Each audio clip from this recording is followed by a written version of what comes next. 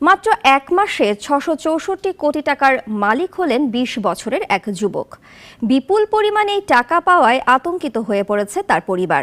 এতগুলো টাকা নিয়ে কি করবেন তা এখনো ঠিক করে উঠতে পারেনি ওই যুবক। কি করে অল্প সময়ে এত টাকার মালিক হলেন জানাচ্ছেন সাইফুল শাহীন।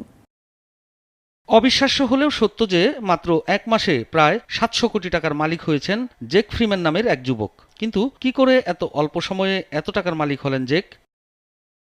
দক্ষিণ ক্যালিফোর্নিয়ার এক বিশ্ববিদ্যালয়ে গণিত এবং অর্থনীতি নিয়ে পড়াশোনা করেন তিনি। পড়াশোনার পাশাপাশি ব্যবসা করার চিন্তা মাথায় আসে তার। যেমন কথা তেমন কাজ।